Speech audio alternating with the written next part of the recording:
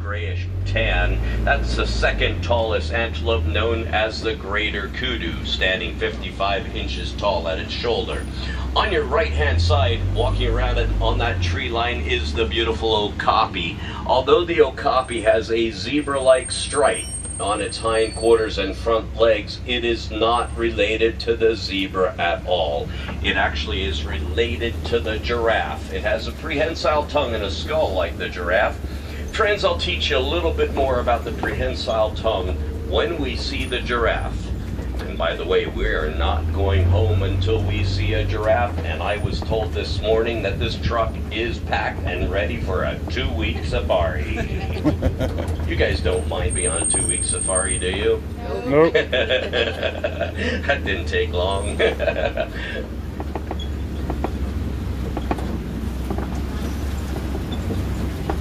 On your left-hand side is the black rhino. The black rhino is the smallest of the rhino family, weighing only 3,000 pounds. The rhino today, friends, is being poached for their horn extensively, that there are only 5,000 rhinos in the wild anymore, in the world actually. They're being poached because of their horns. Their horns are made up of keratin, which is like your fingernail and hair. The horn actually has no scientific or medicinal value to human beings. We're going to be heading on over to the Safi River. I know of a great water hole where I'm usually pretty lucky of scouting for the hippopotamus. Would you guys like to see the hippos this morning? Yeah. All the hippos actually stay in the water. We are going to travel pole-pole, so hopefully we can spot some. And up ahead there's a sign on the tree that says pole-pole. Pole-pole is Swahili for slowly, slowly. The hippopotamus does not have sweat glands, so the only way that they can stay cool is by staying in the water. They can actually hold their breath for up to 8 minutes. They will eat between 80 and 90 pounds of foliage a day until they weigh a maximum weight of about 5,500 pounds. Up here on the right-hand side is the hippopotamus. Their maximum weight, as I said, is 5,500 pounds. Although the hippo is cute and all, it actually has the second most powerful bite, second to that of the Nile crocodile. On the left-hand side is a group of hippos called a bloat. A bloat of hippos is a group. How I remember that, friends, is the hippopotamus really does not swim. They actually walk along the banks and they float. The word float rhyming with bloat. The large gray-white birds are known as the pink-back pelican, because the pink-back pelican, during mating season, you literally can see their pink skin through their feathers. Now, friends, for your safety, please keep your arms and legs inside the truck. We normally see the Nile crocodile along the banks of this river, and we don't want any close encounters with those Nile crocodiles. Friends, on the left-hand side are some Nile crocodiles. Those Nile crocodiles will grow to be 16 to 20 feet long, weighing 500 pounds. They have the most ferocious bite. Their bite is equivalent to 2,000 pounds of pressure per square inch. Their bite is bone-crushing. No more poly-poly, slowly, slowly. Let's get out of here, let's get out of here. We're going to travel as fast and as far away from those Nile crocodiles as we can travel. If you don't mind, we're going to head toward the savannah. The word savannah means grasslands, and we usually have over 1 million animals migrate across the savannah in a year's time. You may notice that the ecosystem is changing from the little forest. Here on the right-hand side, you'll see the foliage is changing. It's changing into that of the savannah. Not only is the foliage looking different, but even the trees, like this tree on the right-hand side. That tree is known as the baobab tree. The baobab tree is leafless for up to 9 months out of the year. It is also called the Tree of Life, and the reason it's called the Tree of Life is because it can store up to 30,000 gallons of water in its trunk that the animals may need to survive the dry season here. The baobab tree normally lives for 2,500 years, however they have been dying prematurely, and we're trying to study that with conservation funds to find out why it is dying prematurely. Friends, imagine the animals need water to survive. They go to the baobab tree and it's no longer there, and how that may affect the whole circle of life. This is the beautiful savannah, guys, and I see a lot of movement out there on the savannah this morning, so let's see what we can find.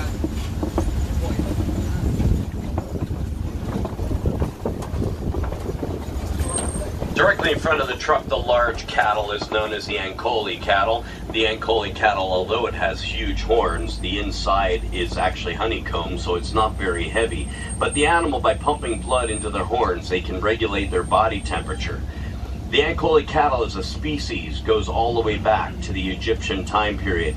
Behind them, laying in the dirt, behind the trees, is the smallest of the antelope family. Those are springbucks. The springbuck, as their name says, they spring 6 feet in the air and leap 13 feet at the same time. Over there in the center, that chestnut animal with the curved horns is a sable antelope. The sable antelope are the emblem of the Harambe Wildlife Reserve, and their curved horns deter the lions from jumping on their back. To your right is the beautiful Masai Giraffe. The Masai Giraffe is identified by its irregular, jagged coat. No two giraffes' coats are the same. It's almost like a fingerprint. I'll talk to you a little bit more about the giraffe in a second as we round the bend up ahead, because on our left-hand side are the painted dogs.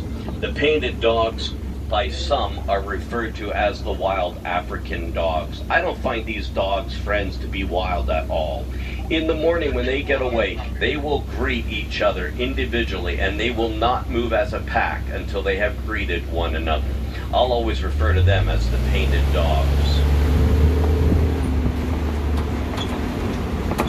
The painted dogs also, they have an alpha male and alpha female, and they choose their alpha male and alpha female not by which one is the strongest, or which one is the best fighter, or which one is whatever. The pack itself will actually decide who they want to lead them as their alpha male and alpha female. The word Harambe in Harambe Wildlife Reserve means to work in harmony. On your left-hand side, that termite mound has its place in the circle of life. It's made up of red clay, animal dung, and saliva, and it gets to be as strong as concrete. The 13,000-pound elephant will use that as a scratching post. Friends, I think this is the closest we're going to be getting to a giraffe, so I'm going to stop here and give you guys a photo op. They have 7 vertebrae in their neck, which is ironic because that's how many vertebrae we have in our neck as human beings. They're just a little larger than ours. Temperature by 15 degrees. Man, I wish on a hot day I'd be able to flap my big ears and lower my body temperature by 15 degrees. How about you guys? You'll notice on the back of the elephants, they have dirt on their back. The elephant throws dirt over their shoulder, not for good luck. They actually use that dirt as sunscreen so they will not get sunburned. Story about the elephants. The elephants were stampeding across the farmers' crops, destroying the farmers' income. The farmers were not happy, and rightfully so. So we reached out to the Disney's Conservation Fund to do some research. You'll never believe what that research found. That huge 13,000-pound elephant was afraid of the little itsy-bitsy bumblebee. So we taught the farmer to put up a fence line up around the perimeter of their crops, and every so often hang beehives. If the elephant got remotely close to that fence line, it would send a vibration to the beehive. The bees would come out and literally scare the elephants away. It was a win-win. The farmer protected his crops, the farmer protected his income. The farmer was so happy, he wrote a letter to the Disney Conservation Fund saying, "Hey guys, this was a really sweet deal. I'm making more money today than ever before because I'm able to sell the honey from the bumblebees. True story, thanks to the Disney Conservation Fund. Friends, on your right-hand side, you'll see the elephants. We're just here in the red clay pits. The elephants actually eat that red clay as a mineral subsidy to their diet, so we're on the right path. Let's head onward. On your left-hand side are some more elephants. Friends, not only does the elephant need to be concerned about poaching, but the elephant needs to be concerned because they are losing thousands and thousands of acres of their habitat because of mining of one mineral called coltan. Coltan, friends, is used in all of our cell phones, our iPads, and electronics. So by recycling, you are actually helping to save lives of elephants. If you look over your left-hand shoulder, you should be able to see those elephants back there. From what I'm told, coltan never goes bad. There's another one on the left as well. So friends, every time we upgrade our cell phones, if we recycle, we're saving an elephant.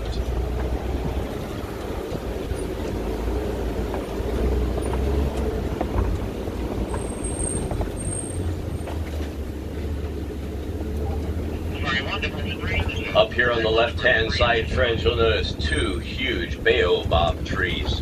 You'll notice that the elephants were digging with their tusks to get into the center of the tree. The bark and the tree is rather soft, enabling them to dig into the center of the tree. But how do other animals drink from the tree of life? Well, the branch and the root, the animal chewing on the branch and the root actually become a straw, enabling them to drink from the tree. On your left-hand side are the beautiful greater flamingo. The greater flamingo gets their beautiful pink color because of their diet. They eat brine shrimp, turning their feathers that beautiful color pink. A group of flamingos, are you ready for this, friends, is called a flamboyance. A flamboyance of flamingo. Try saying that 5 times real fast, guys. Flamboyance, flamingo, flamboyance, flamingo, flamboyance, flamingo, flamboyance, flamingo, flamboyance, flamingo. Okay, I've had a little bit of practice. We're going to be heading into the eastern savanna. The animals here are a little different than in the west. Let's see what we can find today on the eastern side of the savannah. Oh my. Friends, directly in front of the truck, soon to be on your left, is the largest of the rhino family. So we've seen the smallest and the largest. These are called the white rhinos. The white rhinos being larger than the black rhino. Do you guys remember what the black rhino weighs? 3,000 pounds. The white rhino weighs between 4,000 and 5,000 pounds, and they can run at a crashing speed of 30 to 34 miles per hour. Friends, a group of rhinos is called a crash of rhino. You'll notice the white rhino has a really wide snout. When the white rhino was given its name, it was given its name by the Germans who actually colonized the southern part of Africa, and they saw this animal, and of course the word "wide" in German means wide. Later on, as centuries went past, it was shortened up to the white rhino, but really the color white has nothing to do with the rhino. It's called the pied rhino. On your left-hand side is a great place for the animals to rest in the shade of the trees. I'm going to keep the truck on the path. You guys see if you can see any camouflage animals over there. I see one already. Do you guys see it? On your left-hand side is a cheetah. On the top bank along the tree line, there's actually 2 of them laying there. The cheetah can run up to 60 miles an hour, but only a short distance. It has a quick pick up and go within the first 5. The cheetah does all of its hunting during the day, which is different from the lions. And we have the white rhino coming through the path here. We're going to head over to the Kopi, friends. That's a beautiful picture. Rhinos don't really see very well, but they have really excellent hearing. We're heading on over to the Kopi. The Kopi is a tall stone structure where the larger mammals hang out to scout for their prey down here in the lower land of the savannah. Let's see if we can scout for any animals on the Kopi today.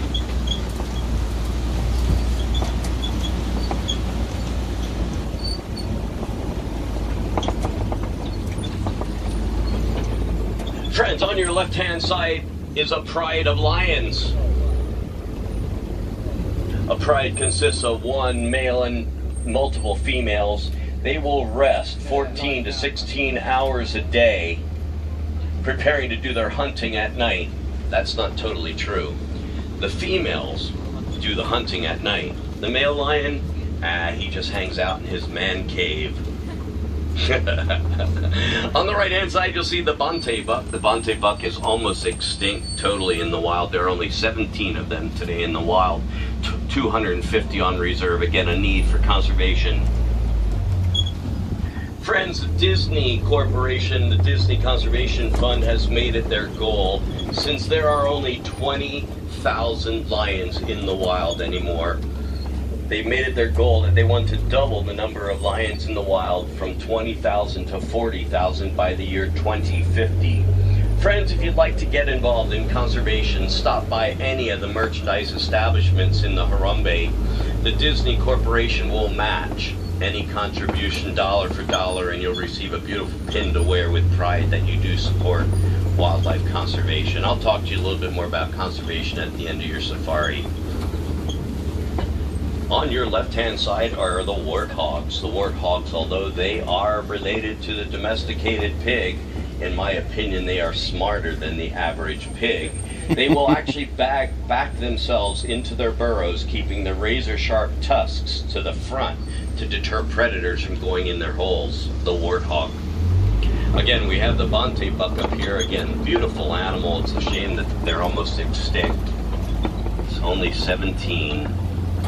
You'll also notice that the ostrich overnight laid us some eggs. The ostrich eggs there weigh an average of 3 pounds apiece, equal to 2 dozen chicken eggs. The shells are so tough that I'd be able to jump up and down on those eggs and they would not crack or break. We're going to head over to the Magadi Glen. Magadi Glen is forest-like, and the humidity is quite high. That means there must be some water. And friends, it's time to talk about your Kilimanjaro Safari quiz. You get 4 questions. Let's see how fast you can answer the questions this morning, guys.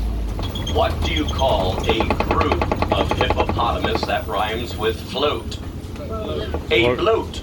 What do you call a group of giraffe? A tower of giraffes. What do you call a group of flamingo? A flamboyance. And last, what do you call a group of rhinoceros? A crash. Excellent job, guys. You got 100% on your safari quiz. On your left-hand side is a scimitar horned oryx. The scimitar horned oryx has the longest antlers of any antelope, 5 to 6 foot long. Scimitar horned oryx. Friends, there's no time than the present to get involved in conservation. The majority of the animals that we saw today on safari are actually endangered species. You know, guys, I was really upset 3 weeks ago because the giraffe is now placed on the endangered species list. You know, friends, if we don't get involved in conservation, who will? And will these beautiful animals be around for future generations and children if we don't get involved in conservation? You know, I'm really proud of our guests here on Kilimanjaro Safaris, and also the Disney's matching gift, dollar for dollar, because since 1995, you and the Disney Corporation have donated over $75 million toward wildlife conservation. So friends, on behalf of Kilimanjaro Safaris, again, my name is Brian. Thank you so much for your continued support of conservation. It truly was my honor and pleasure to have you great guys on safari with me today. It is my hope that the beautiful animals that you saw today on your safari, you will treasure this in your hearts forever. We don't say goodbye here because that's too final, so I'll leave you with Kwaherini, which means in Swahili, go friends until we meet again. Thank you so much for being here today. Have a great day in Harambe. Please come back and see us again sometime. Take care, guys. Thanks so much.